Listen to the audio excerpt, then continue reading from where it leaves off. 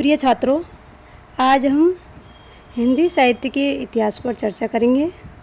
हिंदी साहित्य के इतिहास को 4 कालखंडों में विभाजित किया गया है: आदिकाल, भक्तिकाल, रीतिकाल और आधुनिक काल। लेकिन बीए सेकेंड ईयर के सिलेबस में रीतिकाल दिया हुआ है, इसलिए रीतिकाल पर चर्चा करते हैं। आचार्य रामचंद्र शुक्ल ने संवत 1700 से 1900 तक के कालखंड को रीतिकाल की संज्ञा प्रदान की। उनके अनुसार इस काल में रीति तत्व की प्रधानता थी, इसलिए इसे रीतिकाल कहा गया। रीतिकाल को सामान्यतः 3 वर्गों में विभाजित किया गया है: रीतिबद्ध, रीति सिद्ध और रीति मुक्त। इस काल में अधिकांशतः कवियों ने लक्षण ग्रंथों की रचना की थी, जिसमें अलंकार, रस, नायक नायिका भेद आदि काव्यांगों का विस्तृत विवेचन किया, इसीलिए इसे रीतिकाल कहा गया। लेकिन इस काल के नामकरण को लेकर विद्वानों में मतभेद है। जैसे कि श्री रमाशंकर शुक्ल रसाल ने रीतिकाल को कला काल कहा। इसके पीछे उनका ये मंतव्य था कि इसमें कला पक्ष की प्रधानता थी और कला पक्ष की प्रधानता के कारण ही उन्होंने इसे कला काल नाम से अभिहित किया। इसके पश्चात श्याम सुंदर दास ने इसे श्रृंगार काल और मिश्र बंधुओं ने अलंकार काल नाम से पुकारा। श्याम सुंदर दास ने श्रृंगार काल, श्रृंगार एक रस है, अर्थात रीति काल में श्रृंगार रस की प्रधानता के कारण इस काल को श्रृंगार काल नाम से पुकारा गया। मिश्र बंधुओं ने कहा यह श्रृंगार काल नहीं, अलंकार काल है, अर्थात इस काल में अलंकारों की भरमार थी।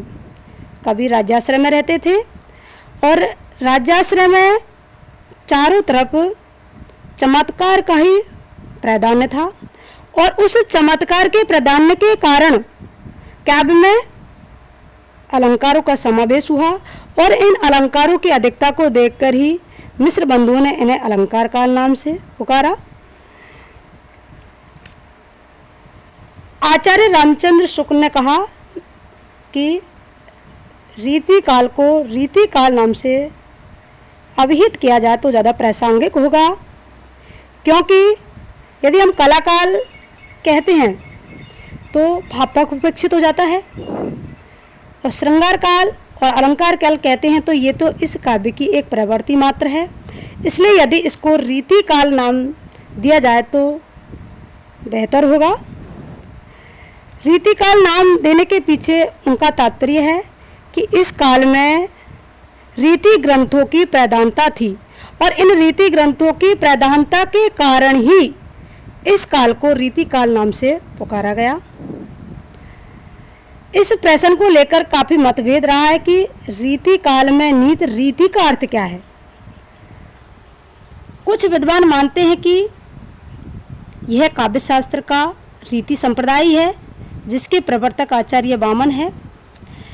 इस संप्रदाय में काव्य की 3 शैलियों के रूप में 3 रीतियों की चर्चा की गई है। भाषा के विशेष प्रयोग से ये रीतियाँ निर्धारित होती है। आचार्य रामचंद्र शुक्ल सहित कई विद्वानों ने स्पष्ट किया कि रीतिकाल नामकरण में रीति शब्द का प्रयोग रीति संप्रदाय के संदर्भ में नहीं हुआ है। इसका अर्थ है अनुकरण करने की प्रवृत्ति। इस काल में बहुत सी रचनाएं काव्य शास्त्रीय या अन्य प्रकार के शास्त्रीय ग्रंथों सिद्धांतों के अनुकरण में लिखी गई। अनुकरण की यह परंपरा या मानसिकता ही रीति कहलाई। इस प्रकार रीति काव्य वह काव्य है जिसकी रचना विशिष्ट पद्धति अथवा नियमों को दृष्टि में रखकर की गई हो, जिसमें काव्यांगों के लक्षण और उदाहरण प्रस्तुत किए हो, अर्थात अलंकार, रस, नायक नायिका भेद, छंद आदि पर लक्षण ग्रंथ लिखे हो, वही रीतिकाल है। रीतिकाल के बारे में विस्तृत चर्चा करने से पूर्व उसके उदय की पृष्ठभूमि पर विचार करना अनिवार्य है। साहित्य प्रत्यक्षतः या परोक्षतः अपने समय तथा स्थान की परिस्थितियों से प्रभावित होता है। इसलिए साहित्य इतिहासकार के लिए यह जानना आवश्यक है कि रीति काव्य का उदय किन परिस्थितियों के कारण हुआ? रीति काल का आरंभ उस युग में हुआ जब राजनीतिक दृष्टि से मुगल सत्ता भारत की केंद्रीय सत्ता के रूप में प्रतिष्ठित थी। छोटे राज्यों रजवाड़ों पर नियंत्रित होने के कारण युद्ध प्राय नहीं हो रहे थे। सत्ता का चरित्र आदिकाल की तरह शोषण पर आधारित था, पर आदिकाल में केंद्रीय सत्ता के अभाव में युद्ध लगातार होते रहते थे। दरबारी परिवेश में मूलतः दो भावों की कविता ही संभव थी, वीरता और श्रृंगार। आदिकाल में युद्ध हो रहे थे, इसलिए दोनों प्रवृत्तियां साहित्य में थी। इसके विपरीत रीति काल में प्रश्न नहीं थे, अतः श्रृंगार ही कविता के केंद्र में था। सामाजिक रूप से यह काल भी सामंतवादी स्थितियों का ही काल है। सामंतवाद में एक वर्ग भूमि का मालिक होता है तथा किसान भूमि पर खेती करते हैं जिनका कोई मालिकाना तक हक नहीं होता।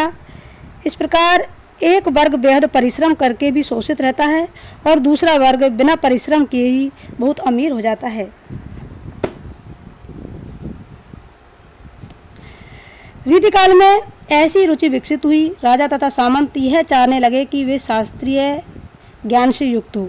ऐसी स्थिति में एक विकल्प तो यह था कि वे स्वतः शास्त्रों का अध्ययन करें, किंतु इस काम के लिए अपेक्षित धैर्य, विवेक, संयम उनमें नहीं था। ऐसी स्थिति में रीतिकाल के कवियों के एक वर्ग ने यह दायित्व निभाया और उन्होंने संस्कृत के काव्य शास्त्रों, अन्य शास्त्रों में दिए गए लक्षणों, सिद्धांतों का ब्रज भाषा में अनुवाद किया। फिर उस सिद्धांत या लक्षण को राजा को समझाने के लिए उदाहरण के रूप में कविता रची। यह परंपरा लक्षण ग्रंथ परंपरा कहलाती है तथा इस धारा में शामिल कवियों को कभी कभी आचार्य कवि भी कह दिया जाता है। सामान्य रूप से यह धारा रीति काव्य कहलाती है। इस युग में फारसी काव्य परंपरा का भी हिंदी पर प्रभाव पड़ने लगा। फारसी काव्य परंपरा की प्रमुख विशेषता यह थी कि कविता प्राय प्रेम के विरह पक्ष पर केंद्रित होती है तथा उसमें विरह की मात्रा बहुत अधिक होती है। इसके अतीत शायरी की प्रमुखता के कारण मुक्तक काव्य परंपरा का अभूतपूर्व विकास भी इस काल में होने लगा। यही कारण है कि रीति काल की कविता में प्राय मुक्तक ही लिखे गए हैं। रीति काल के जो कवि थे वो राज्य आश्रय में रहते थे, राजा के दरबार में रहते थे। राजा उन्हें जैसा आदेश देते थे उसी प्रकार की काव्य रचना वो किया करते थे। इसलिए कवियों ने राजा के मन अनुकूल भावों का ही चित्रण किया है। स्वतंत्र रूप से तो मात्र रीति मुक्त कवियों ने अपने भावों को अभिव्यक्त किया।